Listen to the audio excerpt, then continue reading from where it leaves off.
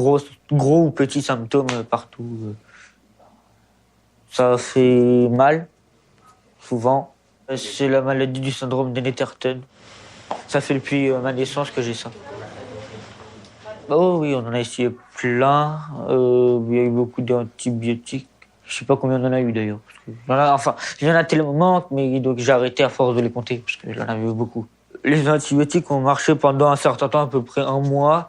Et après, le corps était devenu résistant, donc on a repris un autre antibiotique et ça faisait la même chose. Donc à force, ça marchait plus en fait.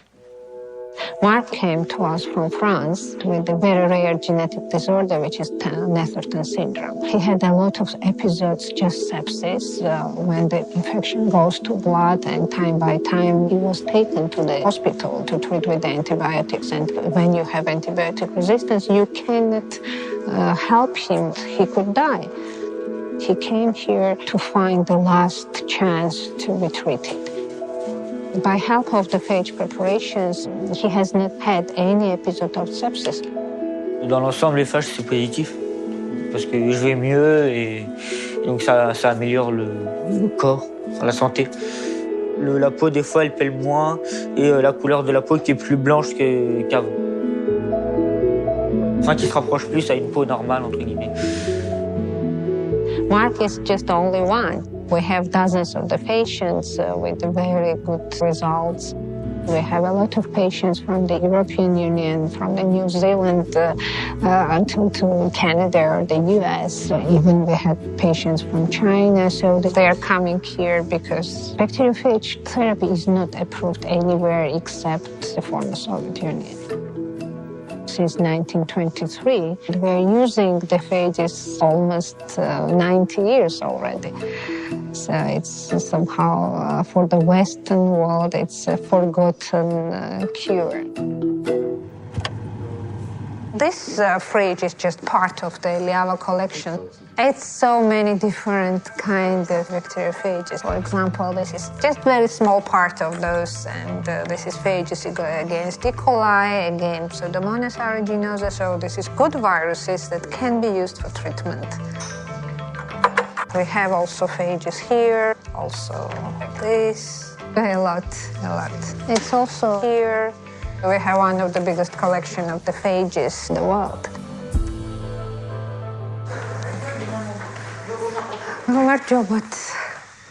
So this test allows us to select active phage that can be used for treatment. So these are bacteria on the Petri dish, and when we have the transparent zones, it means that it works. It kills. It eats this bacteria. This is MRSA. It's a very nasty bacteria causing a lot of complications, and the virus, this good virus, kills it. Phages have very specific, very important role. I hope the Western countries also are ready to develop this forgotten cure for the future.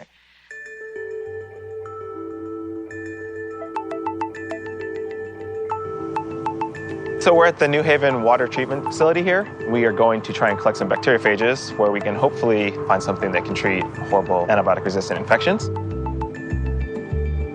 My name is Ben Chan. I'm an associate research scientist at Yale University. I travel a bit to the field to collect sewage samples. And in order to get phages, you have to go where the bacteria are. Phages use different receptors and they have different biology. And every phage you pull from the environment is going to be new to science. So you want to get different phages so that we can add it to our library. So that if the need arises for this phage, we have it.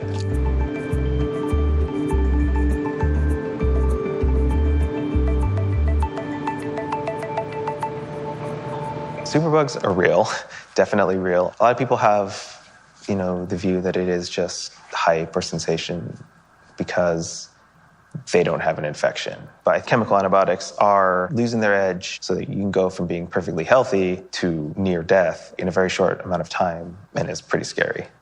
I get contacted fairly frequently by people with drug-resistant infections. If you are sick, that no therapeutics are working for you, the physician can apply to the FDA for like an emergency use of bacteriophages.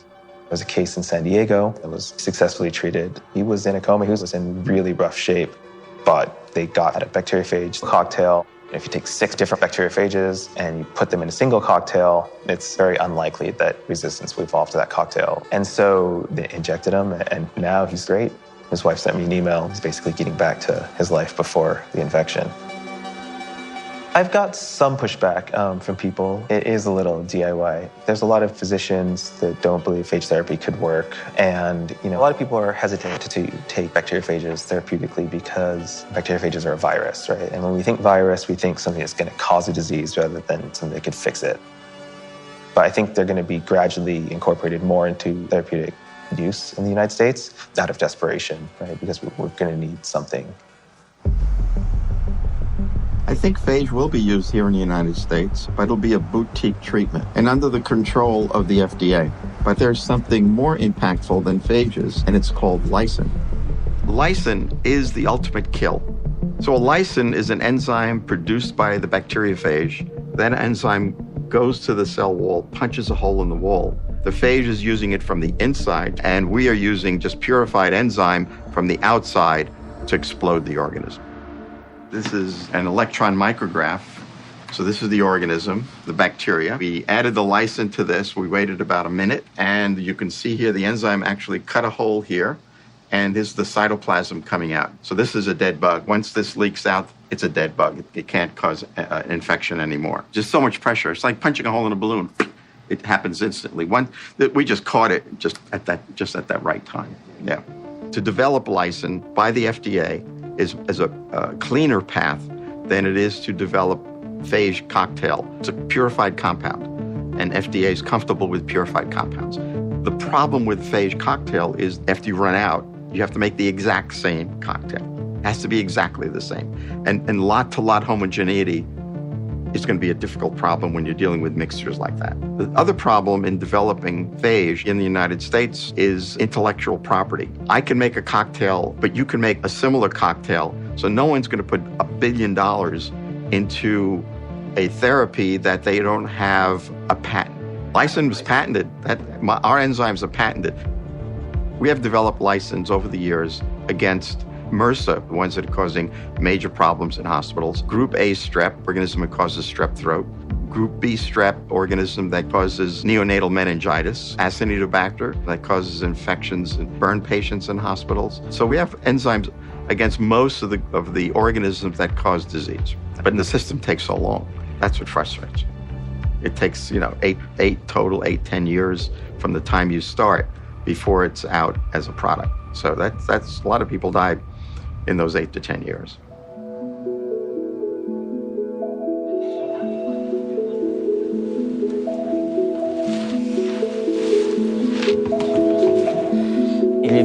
Donc les phages ne sont pas très connus, à part en Géorgie. Dans la plupart du monde, il y a une dépendance aux antibiotiques. En fait, c'est ce qui est le plus près de chez nous, en fait. Il y en a qui veulent essayer d'autres choses, il y en a qui veulent pas, donc ça dépend de la personne. Il faut continuer les phages tant que ça marche. Voilà. Bon. This is a very effective alternative that works on the millions and millions of people. So the Western world should consider our experience, our results, and I think in the nearest future, different countries in the West will consider the possibility of phage application against antibiotic-resistant bacterial infections.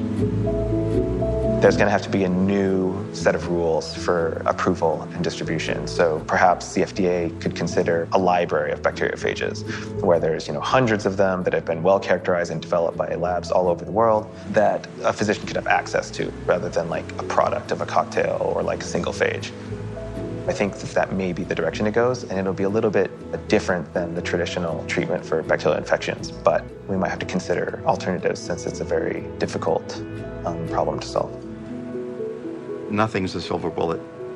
The bacteria will eventually learn how to become resistant to lysine, but I think it'll take a little bit longer for them to do that. It took them 70 years or 75 years to learn how to become resistant to antibiotics. It will take them well over 100 or 200 years to become resistant to license. But that buys us more time.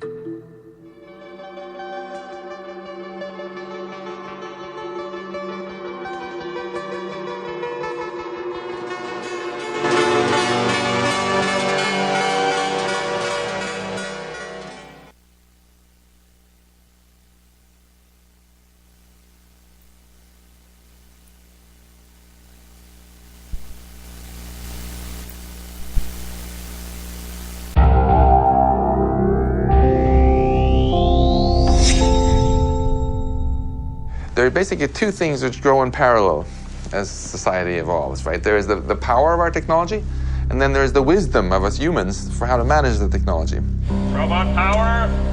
If technology grows faster than the wisdom, it's kind of like going into kindergarten and giving them a bunch of hand grenades to play with. The robots are here. Some of them look a lot like us, others not so much. But robots are getting more mobile and smarter by the day, thanks to the US military funding research and development in advanced robots and artificial intelligence. Some people are excited about our evolving relationship with the machines. They're a great tool that humans can use to make their lives better and make the world a safer place. While others are deeply concerned about the dawn of intelligent, killer robots. There is nothing that the U.S. develops in the military sphere that it does not want to weaponize.